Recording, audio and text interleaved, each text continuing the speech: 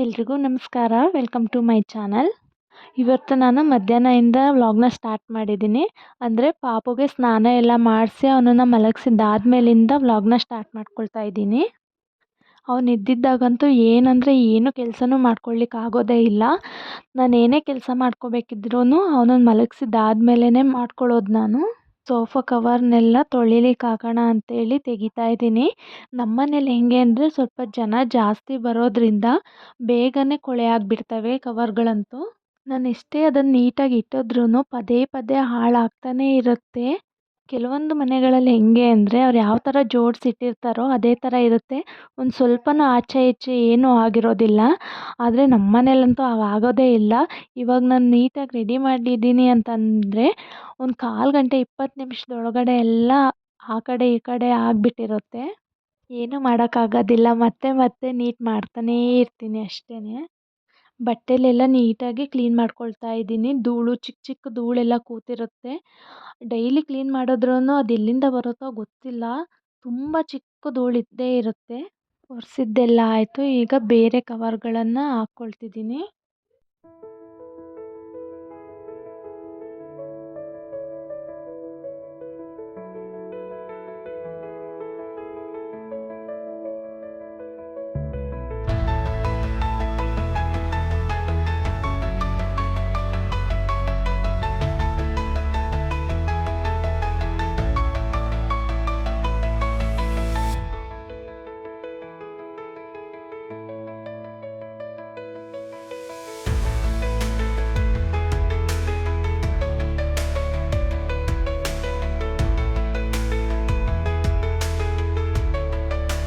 ಅದೆಲ್ಲ ಕೆಲಸ ಮುಗಿಸಿದ್ದಾದ್ಮೇಲೆ ಮಧ್ಯಾಹ್ನ ಊಟಕ್ಕೆ ಅಂತೇಳಿ ಎಣ್ಣೆ ಬದನೇಕಾಯಿ ಮಾಡ್ಕೊಳ್ಳೋಕ್ಕೆ ಅಂತೇಳಿ ರೆಡಿ ಮಾಡ್ಕೊಳ್ತಾ ಇದ್ದೀನಿ.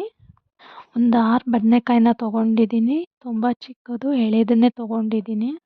ನೋಡ್ಕೊಂಡು ಕಟ್ ಮಾಡ್ಕೊಳ್ತಾ ಇದ್ದೀನಿ. ಏಕೆಂದರೆ ಒಳಗಡೆ ಹುಳ ಇರೋ ಚಾನ್ಸಸ್ ಇರುತ್ತೆ. ಹಾಗಾಗಿ ನೋಡಿಕೊಂಡು ಕಟ್ ಮಾಡ್ಕೊಳ್ಬೇಕಾಗುತ್ತೆ. ಕಟ್ ಮಾಡಿದ್ದಾದಮೇಲೆ ಆ ಕಟ್ ಮಾಡಿರೋಂಥ ಬದನೇಕಾಯಿನ ಒಂದು ಪಾತ್ರೆಗೆ ನೀರು ಸೇರಿಸ್ಕೊಂಡು ಅದರೊಳಗಡೆ ಹಾಕ್ಕೊಳ್ತೀನಿ. ಏಕೆಂದರೆ ನಾವು ಕಟ್ ಮಾಡಿರ್ತೀವಲ್ಲ, ಕಟ್ ಮಾಡಿದ್ದಾದಮೇಲೆ ಒಳಗಡೆ ಬ್ಲ್ಯಾಕ್ ಆಗೋ ಚಾನ್ಸಸ್ ಇರುತ್ತೆ ಬದನೇಕಾಯಿ. ಹಾಗಾಗಿ ನೀರೊಳಗಡೆ ಹಾಕಿದ್ರೆ ಏನೂ ಆಗೋದಿಲ್ಲ, ಫ್ರೆಶ್ ಆಗೇ ಇರುತ್ತೆ. ಅದಕ್ಕೋಸ್ಕರ ಎಲ್ಲ ಬದನೇಕಾಯಿನೂ ಕಟ್ ಮಾಡಿದ್ದಾದಮೇಲೆ ಒಂದು ಪಾತ್ರೆಯಲ್ಲಿ ನೀರಿಟ್ಕೊಂಡು ಅದರೊಳಗಡೆ ಎಲ್ಲದನ್ನು ಸೇರಿಸ್ಕೊಳ್ತೀನಿ. ಪಾಪು ಎದ್ದೇಳೋದ್ರೊಳಗಡೆ ಇದೆಲ್ಲ ಕೆಲಸನ ಮುಗಿಸ್ಕೊಳ್ಳೋಣ ಅಂತ ಮುಗಿಸ್ಕೊಳ್ತಾ ಇದ್ದೀನಿ.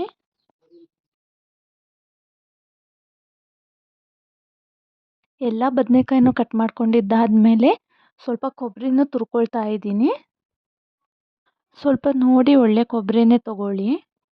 ಕೊಬ್ಬರಿ ತುರ್ಕೊಂಡಿದ್ದಾಯಿತು. ಇವಾಗ ಸ್ಟವ್ ಮೇಲೆ ಒಂದು ಬಾಣಲಿನ ಇಟ್ಟು ಬಾಣಲಿ ಸ್ವಲ್ಪ ಬಿಸಿ ಆಗಿದ್ಮೇಲೆ ಕಡಲೆಬೀಜನ ಸೇರಿಸ್ಕೊಳ್ತಾ ಇದ್ದೀನಿ. ಸ್ವಲ್ಪ ಫ್ರೈ ಮಾಡ್ಕೋಬೇಕು. ಅಂದರೆ ಮೇಲೆ ಸ್ವಲ್ಪ ಕಪ್ಪು ಕಪ್ಪು ಚುಕ್ಕಿ ಥರ ಬರುತ್ತಲ್ಲ, ಅಷ್ಟು ಫ್ರೈ ಮಾಡ್ಕೊಳ್ತೀನಿ ಚೆನ್ನಾಗಾಗೋ ಥರ. ಕಡಲೆಬೀಜ ಆಗಿದ್ದಾದಮೇಲೆ 4ರಿಂದ 5 ಒಣಗಿದ ಮೆಣಸಿನ್ಕಾಯಿನ ಸೇರಿಸ್ಕೊಂಡು ಫ್ರೈ ಮಾಡ್ಕೊಳ್ತೀನಿ. ಅದು ಒಂದು 2 ನಿಮಿಷ ಫ್ರೈ ಮಾಡ್ಕೊಂಡಿದ್ದಾದಮೇಲೆ ತುರ್ಕೊಂಡಿರೋಂಥ ಕೊಬ್ಬರಿ ತುರಿನೂ ಸಹ ಸೇರಿಸ್ಕೊಳ್ತೀನಿ. ಸ್ವಲ್ಪ ಕೆಂಪಗಾಗೋ ಥರ ಫ್ರೈ ಮಾಡ್ಕೊಳ್ತೀನಿ. ಅಂದರೆ ಸ್ವಲ್ಪ ಸ್ಮೆಲ್ ಬರುತ್ತೆ ನೋಡಿ, ಅಲ್ಲಿನ ತನಕನೂ ಸಹ ಫ್ರೈ ಮಾಡ್ಕೊಳ್ತೀನಿ. ಕೊಬ್ಬರಿ ತುರಿನ ಫ್ರೈ ಮಾಡ್ಕೊಂಡಿದ್ದಾದಮೇಲೆ 1 ಸ್ಪೂನಷ್ಟು ಎಳ್ಳನ್ನ ಸೇರಿಸ್ಕೊಂಡು ಮತ್ತೆ ಫ್ರೈ ಮಾಡ್ಕೊಳ್ತೀನಿ. ಇದೆಲ್ಲ ಆಗಿದ್ಮೇಲೆ ಇದನ್ನು ಒಂದು ಪ್ಲೇಟಿಗೆ ಎತ್ತಿಟ್ಕೊಳ್ತಿದ್ದೀನಿ. ಸ್ವಲ್ಪ ತಣ್ಣಗಾಗಬೇಕು ಅದಕ್ಕೆ. ಅದಾದಮೇಲೆ ಮತ್ತೆ ಅದೇ ಬಾಣಲಿಗೆ 2ರಿಂದ 3 ಸ್ಪೂನ್ ಆಗೋಷ್ಟು ಎಣ್ಣೆನ ಹಾಕ್ಕೊಳ್ತೀನಿ. ಎಣ್ಣೆ ಸ್ವಲ್ಪ ಬಿಸಿಯಾಗಿದ್ದಾದಮೇಲೆ 1 ಸ್ಪೂನಷ್ಟು ಜೀರಿಗೆನ ಸೇರಿಸ್ಕೊಳ್ತೀನಿ. ನಂತರ 1 ಇಳಕ್ಲು ಬೆಳ್ಳುಳ್ಳಿ, ಆಮೇಲೆ 1 ಗೆಡ್ಡೆಯಷ್ಟು ಈರುಳ್ಳಿನ ಸೇರಿಸ್ಕೊಂಡು ಚೆನ್ನಾಗಿ ಫ್ರೈ ಮಾಡ್ಕೊಳ್ತೀನಿ.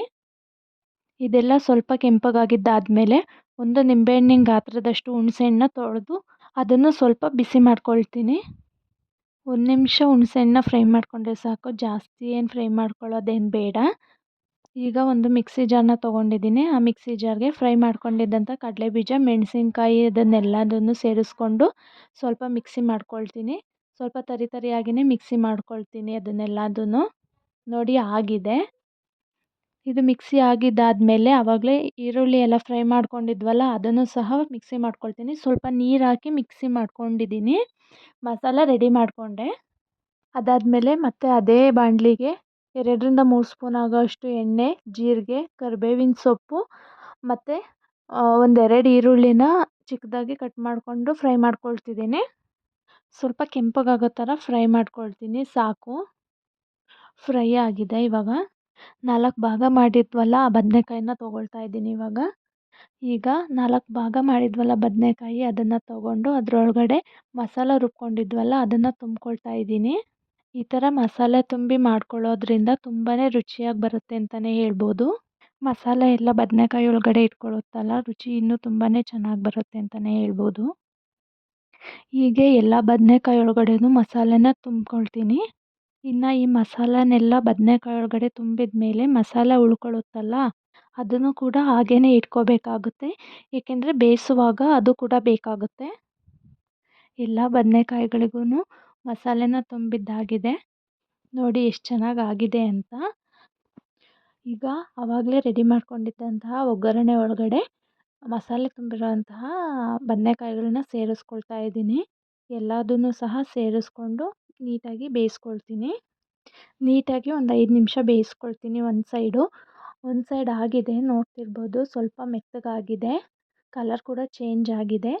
ಆಗಲೇ ಮಸಾಲೆ ಸ್ವಲ್ಪ ಮಿಕ್ಕೊಂಡಿತ್ತಲ್ಲ ಅದನ್ನು ಇವಾಗ ಮತ್ತೆ ಸೇರಿಸ್ಕೊಂಡು ಅದ್ರ ಜೊತೆ ನೀಟಾಗಿ ಮಿಕ್ಸ್ ಮಾಡ್ಕೊಳ್ತಿದ್ದೀನಿ. ನೀಟಾಗಿ ಮಸಾಲ ಎಲ್ಲ ಕಡೆನೂ ಸೇರಬೇಕು ಆ ಥರ ಮಿಕ್ಸ್ ಮಾಡ್ಕೊಳ್ತಾ ಇದ್ದೀನಿ. ನಂತರ ಈ ಹಂತದಲ್ಲೇ ನಾನು ಸ್ವಲ್ಪ ರುಚಿಗೆ ಎಷ್ಟು ಬೇಕೋ ಅಷ್ಟು ಉಪ್ಪನ್ನು ಸಹ ಸೇರಿಸ್ಕೊಂಡು ಮತ್ತೆ ನೀಟಾಗಿ ಮಿಕ್ಸ್ ಮಾಡ್ಕೊಳ್ತೀನಿ. ಬದನೇಕಾಯಿ ಪೂರ್ತಿಯಾಗಿ ಮೆತ್ತಗಾಗೋ ಥರ ಬೇಯ್ಕೋಬೇಕು, ಇಲ್ಲಾಂದರೆ ಚೆನ್ನಾಗಿ ಬರೋದಿಲ್ಲ. ಅರ್ಧಂಬರ್ಧ ಬೇಯ್ಕೊಂತು ಅಂದರೆ ತಿನ್ನಲಿಕ್ಕೂ ಚೆನ್ನಾಗಿರೋದಿಲ್ಲ, ಟೇಸ್ಟು ಅಷ್ಟು ಚೆನ್ನಾಗಿ ಬರೋದಿಲ್ಲ. ನೋಡ್ತಿರ್ಬೋದು ಎಷ್ಟು ಚೆನ್ನಾಗಿ ಆಗಿದೆ ಅಂತ ಹೇಳಿ. ಮಧ್ಯಾಹ್ನ ಊಟ ಎಲ್ಲ ಮುಗಿಸ್ಕೊಂಡಾಯಿತು. ಸಂಜೆ ಮಳೆ ಬೇರೆ ಬರ್ತಾಯಿತ್ತು. ಪಾಪುದು ಬಟ್ಟೆ ಬೇರೆ ಒಣಗಾಕಿದ್ವಿ. ನೀಟಾಗಿ ಬಟ್ಟೆಗಳಂತೂ ಒಣಗ್ತಾನೇ ಇಲ್ಲ, ಬಿಸಿಲಂತೂ ಬರ್ತಾನೇ ಇಲ್ಲ. ಮಕ್ಳುಗಳಿಗೆ ಎಷ್ಟು ಬಟ್ಟೆ ಇದ್ರೂ ಸಾಲದು. ಸ್ವಲ್ಪ ಬಟ್ಟೆ ಒಣಗಿತ್ತು ಅಂಥೇಳಿ ತೊಗೊಬಂದು ಅದನ್ನು ಮಡಚಿಡ್ತಾ ಇದ್ದೆ. ಪುಟ್ಟ ಪುಟ್ಟ ಬಟ್ಟೆಗಳನ್ನ ಮಡಚೋದೇ ಒಂದು ಖುಷಿ. ಚಿಕ್ಕ ಮಕ್ಕಳು ಮನೇಲಿದ್ರಂತೂ ದಿನ ಹೋಗೋದೇ ಗೊತ್ತಾಗೋದಿಲ್ಲ. ಟೈಮ್ ಎಷ್ಟು ಬೇಗ ಸಂಜೆ ಆಯಿತು ಅನ್ನೋದು ಗೊತ್ತಾಗೋದಿಲ್ಲ. ಅವ್ರು ಆಟ ಆಡೋದು ನಗೋದನ್ನೆಲ್ಲ ನೋಡಿದ್ರೆ ಎಷ್ಟೇ ಬೇಜಾರಾಗಿದ್ದರೂ ಎಷ್ಟೇ ಸುಸ್ತಾಗಿದ್ರೂ ಯಾವುದೂ ಸಹ ನಮಗೆ ಕಾಣಿಸೋದಿಲ್ಲ, ಅವ್ರ ನಗು ಮಾತ್ರ ಕಾಣಿಸುತ್ತೆ. ಇದಾಗಿತ್ತು ಇವತ್ತಿನ ವಿಡಿಯೋ. ಯಾರಿಗೆಲ್ಲ ಈ ವಿಡಿಯೋ ಇಷ್ಟ ಆಯಿತು ಪ್ಲೀಸ್ ಒಂದು ಲೈಕ್ ಮಾಡಿ. ಯಾರೆಲ್ಲ ನನ್ನ ಚಾನಲ್ನ ಸಬ್ಸ್ಕ್ರೈಬ್ ಮಾಡದೆ ನೋಡ್ತಾ ಇದ್ದೀರಾ ಪ್ಲೀಸ್ ಒಂದು ಸಬ್ಸ್ಕ್ರೈಬ್ ಮಾಡ್ಕೊಂಡು ನೋಡಿ. ಮತ್ತು ನಿಮ್ಮ ಫ್ಯಾಮಿಲಿ ಫ್ರೆಂಡ್ಸ್ಗೆಲ್ಲ ಈ ವಿಡಿಯೋನ ಶೇರ್ ಮಾಡಿ. ಮತ್ತು ಇನ್ನೊಂದು ಹೊಸ ವಿಡಿಯೋದೊಂದಿಗೆ ಸಿಗ್ತೀನಿ.